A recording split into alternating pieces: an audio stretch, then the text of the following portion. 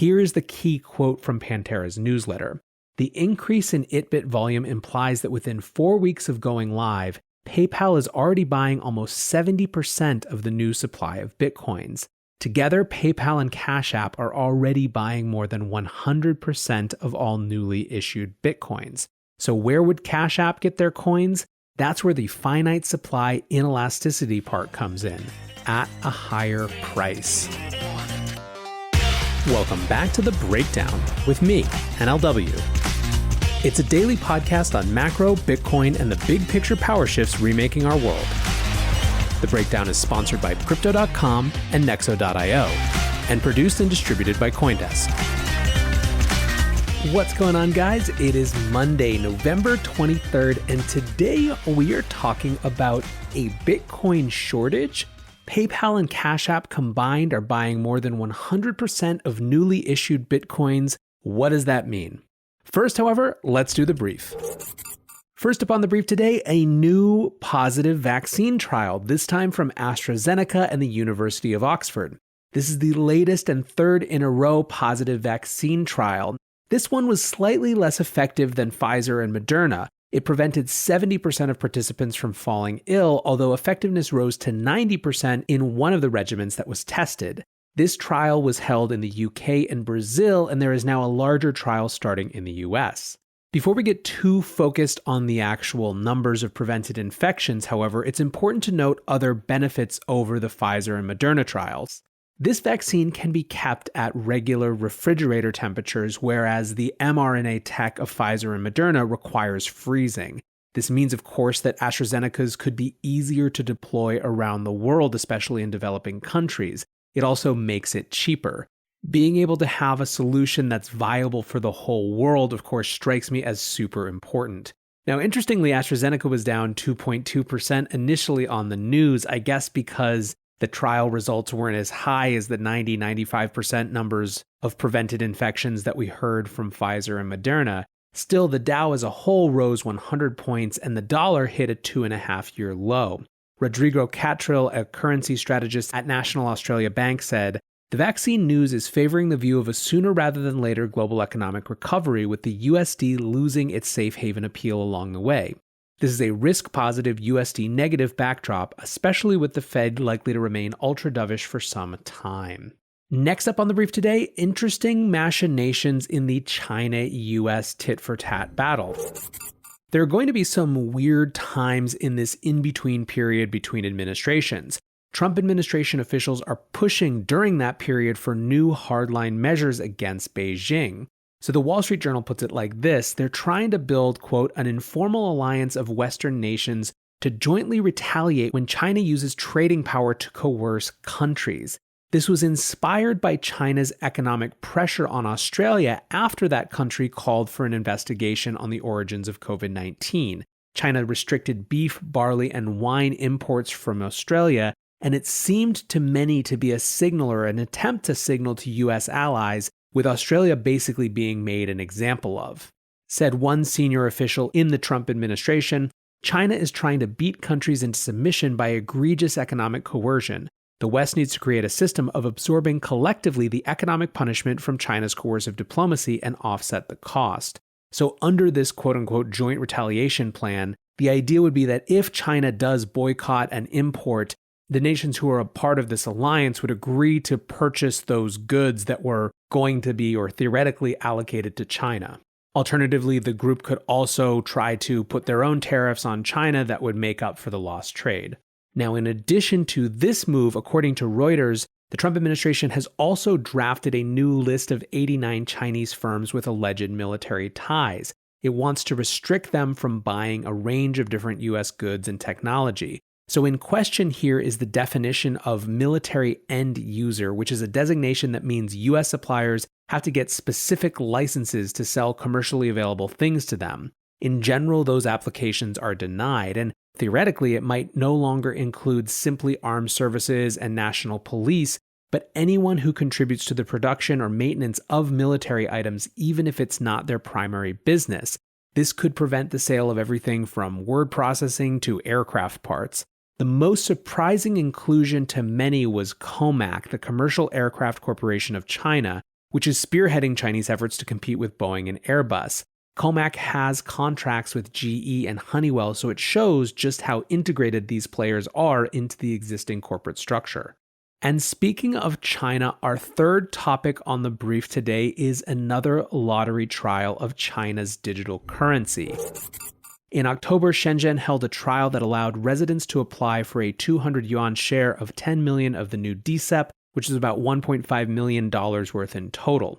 December 12th, there is a shopping festival known as Double 12 in China, and Suzhou will trial some new elements, including the digital yuan's offline feature that allows smart devices to make transfers. I think it's worth keeping up on this digital currency as it's likely to be one of the biggest topics of discussion in the coming year, and before we know it, because of China's heavy push, it simply will be a fact of life there. This episode is brought to you by Crypto.com, the crypto super app that lets you buy, earn, and spend crypto all in one place and earn up to 8.5% per year on your Bitcoin. Download the Crypto.com app now to see the interest rates you could be earning on BTC and more than 20 other coins. Once in the app, you can apply for the Crypto.com metal card, which pays you up to 8% cash back instantly on all purchases. Reserve yours in the Crypto.com app today. Many investors want to be a part of the next bull run. Others seek to build their dream home, finally launch that startup, or fund their education. Try Nexo's instant crypto credit lines and borrow against any major cryptocurrency with no minimum or maximum withdrawal amounts, no fees whatsoever, no credit checks, and flexible repayment. Not to mention the APR starts at just 5.9%. Stay on top of your investment game with Nexo.io. And remember, it's your crypto, your credit, your choice. Get started at Nexo.io. Let's shift to our main discussion, a narrative shift, rising attention, and a potential shortage of Bitcoin. Bitcoin is back in mainstream media. It's back in the Wall Street Journal this morning. Bitcoin traders again near record, driven by a new group of buyers. Cryptocurrency attracts billionaires Paul Tudor Jones and Stanley Druckenmiller, plus momentum investors. Now, this article is a new narrative in perfect order. It talks about the fixed supply inflation resistance idea. It talks about mainstream platforms like PayPal and Cash App adding crypto support, adding Bitcoin support. It talks about a new class of interested influencers coming in. Specifically, it talks about Greg Giannotti of Boomer and Geo, a morning sports talk radio that has had a lot of success and a lot of reception to discussing Bitcoin over the last month. But it also discusses an argument from Pantera's recent investor note that suggests there could be some pretty significant pressure on supply in the months to come. This is a quote from the Wall Street Journal article. Despite the recent growth, the Bitcoin market is tiny compared with other assets, which contributes to its volatility. Pantera estimates that trading volumes on PayPal and on Square's Cash App alone would exceed the amount of new Bitcoin being created daily. With hedge funds and other professionals also buying, supply will become even more constrained, according to Pantera Capital's Mr. Moorhead. The only way supply and demand equilibrates is at a higher price, he said. So we're going to come back to that in just a minute, but I want to point out a couple more bullish things first. One article that was getting some notice on Twitter is that Sean Lennon, the son of John Lennon and Yoko Ono, was on the Orange Pill podcast with Max and Stacy. If you haven't heard that podcast yet, go check it out. But anyways, he said things like, Bitcoin empowers people in a way they've never been empowered before. Quote, if they had gold, they would have to carry it in a sack and someone could steal that from them. In an ocean of destruction that was this year, I find Bitcoin to give me a kind of optimism, to be honest. Now, I pointed out on Twitter, although people were asking, and I think it's good to have skepticism of the sort of celebritification of Bitcoin. People were asking, why should we care? And the only thing that I wanted to point out is that if you zoom back to the ICO boom, right, of 2017 and early 2018, when you had well-known people getting involved in the space, it was not discussing self-sovereignty and empowerment through Bitcoin. It wasn't talking about confiscation of assets and gold in a sack. It was shilling some ICO that they were the face of. This is a very different type of engagement and something that I find much, much more optimistic.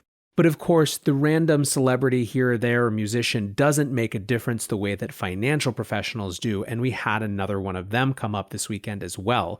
Rick Reeder is the CIO of fixed income at BlackRock, which is an $8 trillion asset manager. and said that Bitcoin is here to stay, even going so far as to saying that it could take the place of gold to a large extent. Let's actually just listen to that clip because obviously he'll say it better than I can. Listen, I think cryptocurrency is here to stay, and I think it is a durable, and you've seen the central banks that have talked about digital currencies. I think digital currency and the receptivity, particularly millennials' receptivity of technology and cryptocurrency is real. Digital payment systems is real. So I think Bitcoin is here to stay. I think, am I a Bitcoin bull? I mean, I don't do a lot of it or virtually any of it in my portfolios, my corporate portfolios, my business portfolios. But do I think it is probably, it's hard to say, is it worth the price it's trading at today? But do I think it's a durable mechanism that do I think will take the place of gold to a large extent? Yeah, I do, because it's so much more functional than passing a bar of gold around. I want to round out this episode, however, going back to that argument from Pantera that showed up in the Wall Street Journal piece. The idea that demand from PayPal and Cash App alone would be more Bitcoin than was being minted.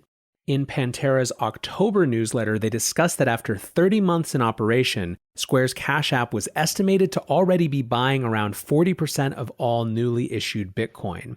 Now, in this November newsletter, they talked about PayPal. PayPal currently has something like 3x the number of global users as there are estimated Bitcoin holders. And to get a sense of how much demand there is for the PayPal offering, we can look at the infrastructure provider they're working with in Paxos.